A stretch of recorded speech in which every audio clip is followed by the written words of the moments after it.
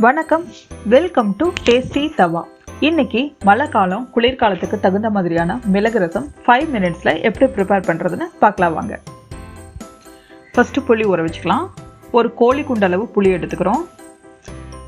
அதை ஒரு பவுலில் போட்டு தண்ணி ஊற்றி ஒரு 10-15 நிமிஷம் ஊற வச்சுக்கோங்க. இப்போ ஒரு பிளெண்டர் எடுத்துக்கலாம். பிளெண்டரில் 1 டீஸ்பூன் அளவுக்கு மல்லி விதைகள்,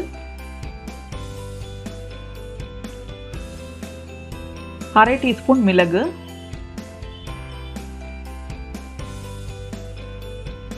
1/2 டீஸ்பூன் சீரகம், 1 வரமிளகாய் சேர்த்துட்டு நல்லா பவுடர் பண்ணிக்கலாம்.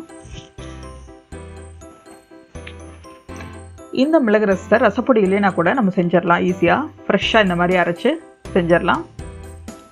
கரகரப்பாக அரைச்சிக்கோங்க.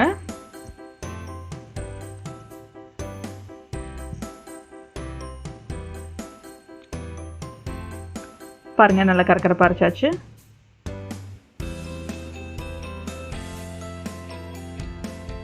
இது கூட ஒரு தக்காளி சேர்த்துக்கிறோம். நாட்டு தக்காளி, பெங்களூர் தக்காளி எது வந்தாலும் ஓகே.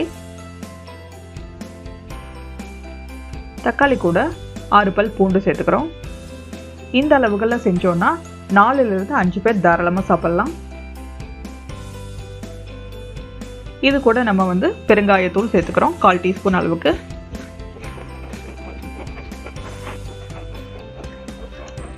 பெருங்காயம் சேர்த்ததுக்கப்புறமா இதையும் நல்லா பேஸ்ட்டாக அரைச்சிக்கலாம்.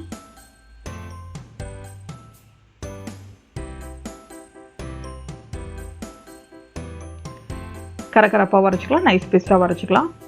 இதில் தக்காளி, பூண்டு, கொத்தமல்லி விதைகள், மிளகு, சீரகம் எல்லாம் ஃப்ரெஷ்ஷாக இருக்கிறதுனால ரொம்ப நல்லாயிருக்கும். இந்த ரசம் டிஃப்ரெண்ட்டாக இருக்கும். சுவை, மனம் ரெண்டுமே ரொம்ப அதிகமாக இருக்கும். பாருங்கள், இந்த மாதிரி அரைச்சாச்சு. இப்போ ரசம் செய்ய ஆரம்பிச்சிடலாம். ஒரு பேன் எடுத்துக்கோங்க. பேனில் 1 டேபிள் ஸ்பூன் அளவுக்கு எண்ணெய் ஊற்றிக்கலாம். எண்ணெய் காயட்டும். எண்ணெய் காஞ்சதுக்கப்புறமா கடுகு சேர்த்துக்கிறோம். 1/2 டீஸ்பூன் அளவுக்கு கடுகு. கடுகு வெடிச்சதுக்கப்புறமா கொஞ்சம் கருவேப்பிலை இலைகள் சேர்த்துக்கிறோம். கருவேப்பிலை நல்லா எண்ணெயில் வதங்கணும். வதங்கினதுக்கப்புறம் நம்ம அரைச்சி வச்சுருந்த மிளகு ரச பேஸ்ட்டை உள்ளே சேர்த்துக்கிறோம். சேர்த்துட்டு எண்ணெயிலே 1 நிமிஷம் இருக்கட்டும். கலந்து விடுங்க. ஸ்டவ்வை சிம்மில் வச்சுக்கோங்க. இந்த ஸ்டேஜில் இதில் மஞ்சத்தூள் 1/4 டீஸ்பூன் சேர்த்துக்கிறோம். சேர்த்து மிக்ஸ் பண்ணிக்கலாம்.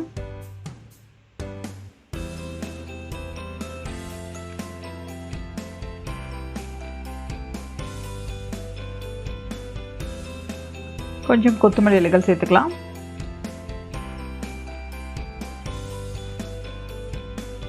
அது கூட நம்ம ஊற வச்சு கரைச்சி வச்ச புளி தண்ணி சேர்த்துக்கிறோம். புளி தண்ணி சேர்த்துனதுக்கு அப்புறமா ஸ்டவ்வை ஹையில் வச்சுக்கோங்க. கலந்து விடுங்க. ரசம் பேஸ்ட் நல்லா திக்காக இருக்குது பாருங்கள். ஹையில் வச்சு கொதிக்க விடுங்க. கொதிக்கும் போது நம்ம தேவையான அளவு தண்ணி சேர்த்துக்கலாம். 1/2 கப் அளவுக்கு தண்ணி ஊற்றிக்கிறோம். தண்ணி ஊற்றி கலந்து விட்டு பாருங்கள் ரச கன்சிஸ்டன்சி எப்படி இருக்குன்ட்டு. இப்போ ரசம் ரொம்ப திக்காகவும் இருக்கக்கூடாது, ரொம்ப தண்ணியாகவும் இருக்கக்கூடாது. அந்தளவுக்கு நம்ம தண்ணி சேர்த்து கலந்து விட்டுக்கலாம். இந்த மாதிரி இருந்துச்சுன்னா டேஸ்ட் கரெக்டாக இருக்கும். ஹை ஃப்ளேமில் கொதிக்கட்டும்.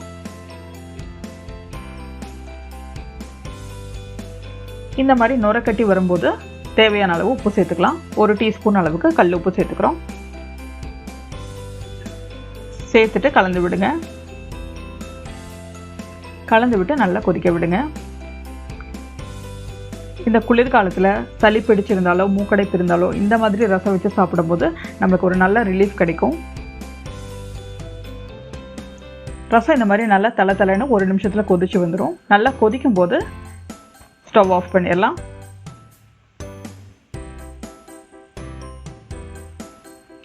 ஸ்டவ் ஆஃப் பண்ணிவிட்டு கொத்தமல்லி இலைகள் தூவி இறக்கிடலாம். அவ்வளோதான், நம்மளோட மிளகு ரசம் ரொம்ப சீக்கிரமாக ரெடி ஆயிடுச்சு. சூடான சாதத்தோட உருளைக்கிழங்கு ஃப்ரை இந்த மாதிரி ஏதாவது ஒரு ஃப்ரை ரெசிபியோட பரிமாறுங்க. ரொம்ப நல்லாயிருக்கும். பரிமாறும்போது நல்லா கலந்து விட்டு பரிமாறுங்க.